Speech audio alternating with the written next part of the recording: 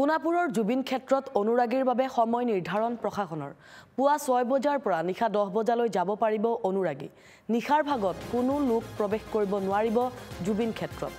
খুৰাপান বিক্ৰী সম্পূৰ্ণৰূপে বন্ধ জুবিন ক্ষেত্ৰৰ আশে-পাশে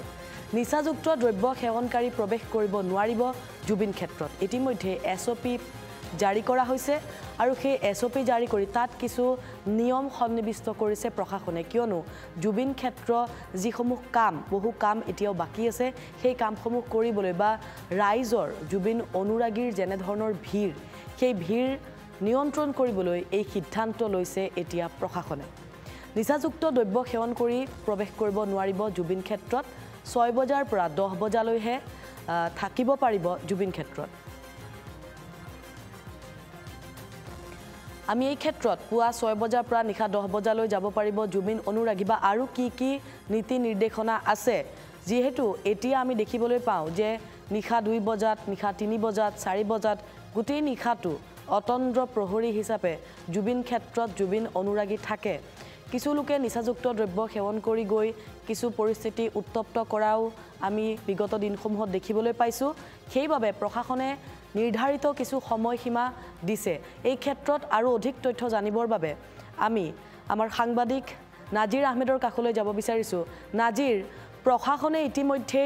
নিৰ্দেশনা জাৰি কৰিছে কিছু নীতি নিৰ্দেশনা জাৰি কৰা হৈছে যে 6 বজাৰ পৰা 10 বজালৈ তাত জুবিন অনুৰাগী থাকিব পাৰিব নিখাৰ ক্ষেত্ৰত কোনো লোকে তাতে নিচাসক্ত দ্ৰব্য সেৱন কৰি প্ৰৱেশ কৰিব নোৱাৰিব জুবিন ক্ষেত্ৰত এইসমূহ নীতি নিৰ্দেশনা দিয়া হৈছে অধিক কি তথ্য আছে বা ইয়াৰ প্ৰভাৱ কেনে ধৰণে পৰিব নাজিৰ হয় জবাক এতিয়া পৰা 40 মিনিট বা 50 মিনিট পূৰ্বৰ এটো নিৰ্দেশনা যেটো অসম চৰকাৰৰ পিনৰ পৰা দিয়া হৈছে আৰু এই নিৰ্দেশনাটো তিনিটা কথা কোৱা হৈছে যে আজি এই অৰ্ডাৰটো বা এই নিৰ্দেশনাটো পূৰ্বে আপোনাক আৰু এটা কথা কৈ ল'ব বিচাৰিছো যে আজি দিনটোত দুবাৰ সংবাদ মাধ্যমক সম্বোধন কৰিছে মুখ্যমন্ত্ৰী হিমন্ত বিশ্ব শৰ্মাই এবাৰ তেওঁ বঙাইগাঁও সম্বোধন কৰিছে আৰু তাৰ পাছত গুৱাহাটীত সন্ধিয়া এখন সংবাদ মেল সম্বোধন কৰিছে আৰু দুয়োখন সংবাদ মেলতে বা দুয়োবাৰ সংবাদ মাধ্যমৰ সৈতে কথা পাতোতে এই সোণাপুৰৰ যিটো প্ৰসংগ সোণাপুৰৰ জুবিন ক্ষেত্ৰৰ পৰিৱেশ পৰিস্থিতিৰ যিটো বিষয় সেই বিষয়টোক লৈ মুখ্যমন্ত্ৰী খুব সৰব হোৱা দেখিবলৈ পোৱা গৈছে কাৰণ বিগত সময়ছোৱাত কোনো সময় নোহোৱাকে কোনো নিৰ্দিষ্ট এটা সময় নোহোৱাকে জুবিন অনুৰাগী বা জুবিন প্ৰেমীসকল সোণাপুৰৰ দিশে গুচি যায় আৰু আমি যোৱা সময়খিনি দেখিছো ৰাতি বহু দেৰি হয়তো গোটেই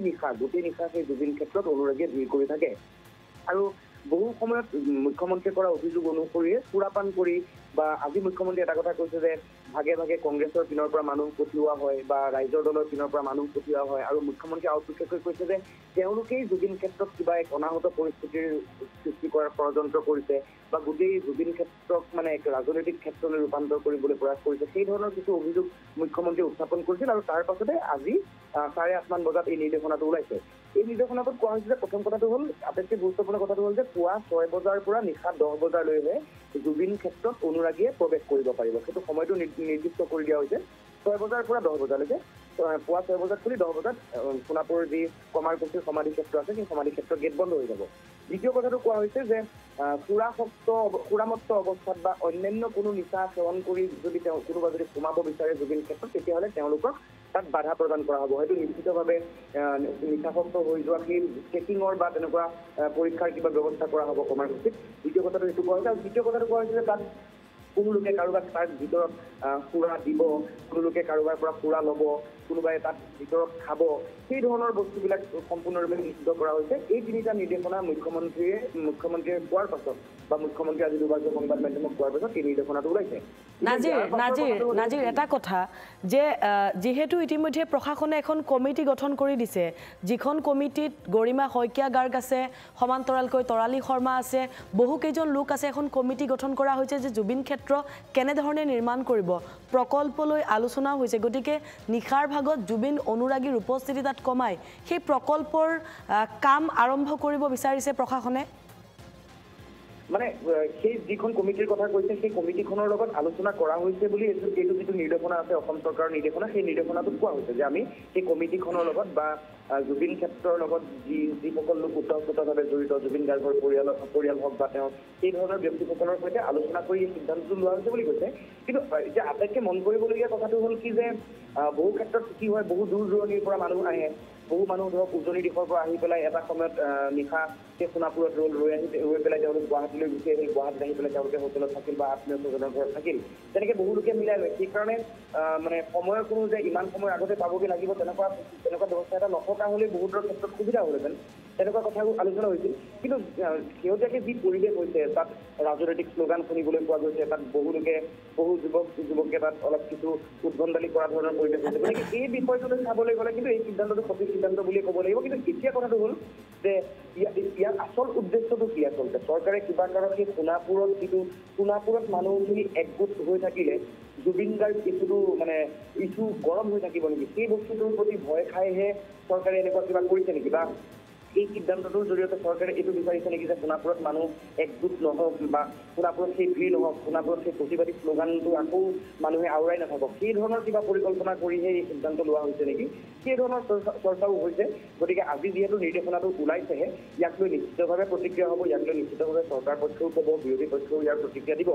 কাইলৈৰ পৰাহে গোটেই বস্তুটো আমি গম পাম যে আচলতে কি হ'ল, ইয়াক লৈ জুবিন অনুৰাগীয়ে প্ৰশংসা কৰিবলগীয়া আছে নে আপত্তি কৰিবলগীয়া আছে। নিশ্চয় নিশ্চয় ধন্যবাদ জনাইছোঁ নাজিৰ আহমেদ যে এই যিখন SOP জাৰি কৰিছে প্ৰশাসনে, এই SOPখনে বহুকেইটা দিশ আচলতে উন্মোচন কৰিছে। নিশাৰ ভাগত ঠিক আমাৰ সাংবাদিক নাজিৰ আহমেদে কোৱাৰ দৰেই নিশাৰ ভাগত তাত বহুতে উদ্ভণ্ডালি কৰা দৃশ্যও আমি দেখিবলৈ পাইছোঁ। সমান্তৰালকৈ কিন্তু বিভিন্ন ঠাইৰ পৰা যিহেতু বহু লোক আহে বিভিন্ন ঠাইৰ পৰা, গতিকে সেই বহু লোকে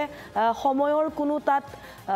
ধৰা বন্ধা এটা সময় নাথাকে আৰু সেইবাবে সেই সময়ত তাত যে উপস্থিত হ'ব লাগিব সেয়াও আচলতে কোনো ধৰণৰ ধৰা বন্ধা একো তাত নীতি নিয়ম নাথাকে আৰু সেইবাবে হয়তো এই ধৰণৰ এখন SOP যিহেতু প্ৰকল্প নিৰ্মাণৰ কাম চলি আছে,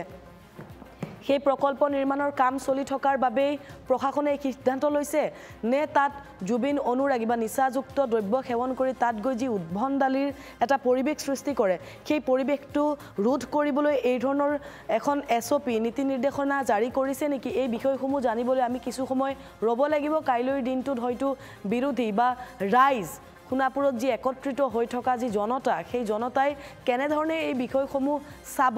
এই বিষয়ে জানিবলৈ আমি ৰ'ব লাগিব আৰু কিছু ঘণ্টা পিছলৈ।